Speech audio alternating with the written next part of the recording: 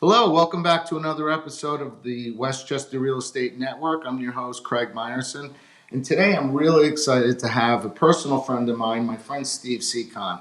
And just to give you a little background on my friend Steve, we met about 25 years ago at Little Angels Daycare here in Rye. Two of our children are about the same age. They are the same age.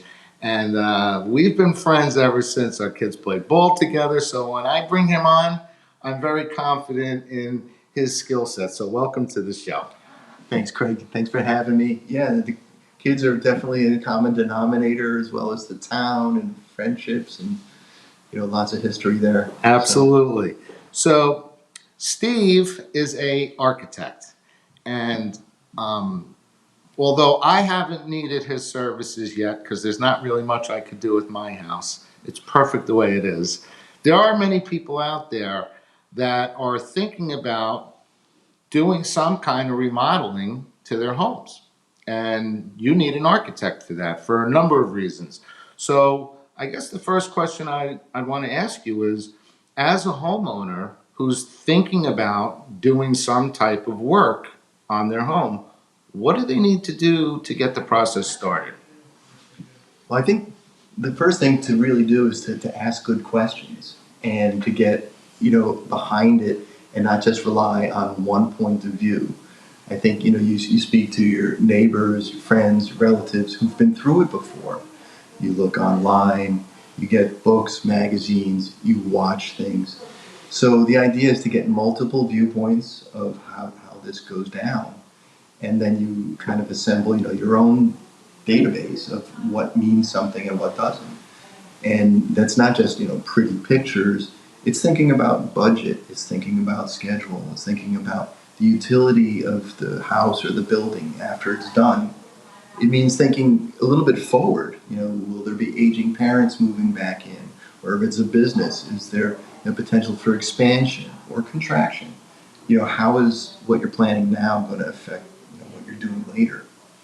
That's interesting that you said that because with the pandemic, I know personally, I had two children come home from college. They were not able to take classes, it was all online.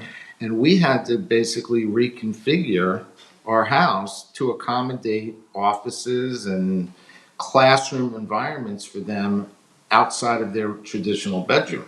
Because nobody wants to wake up in their bedroom and then go to class in their bedroom. Right. So, how did that affect your business?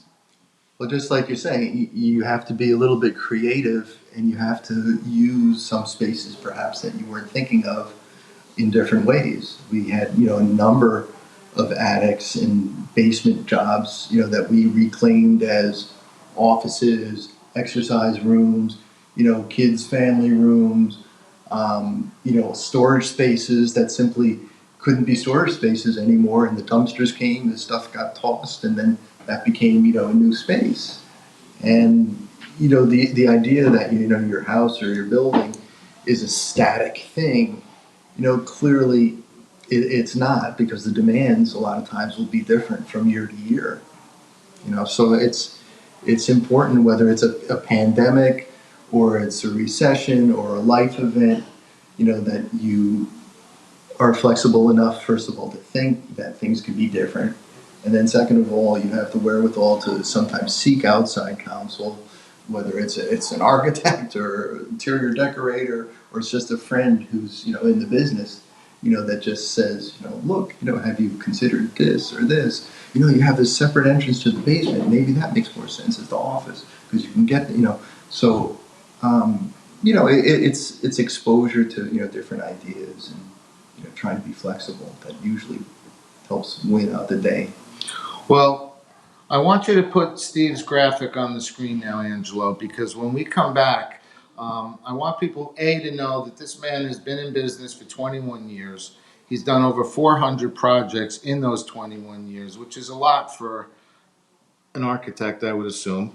It adds up. It's a good number, right? I think it's a good. I know I'm a numbers guy, but when we come back, what we're going to do is we're going to talk a little bit about the actual phases, the process of once they've found somebody like you, what's in store for them. Like, what is the timeline of events that they can expect to happen. And all that when we come back after this.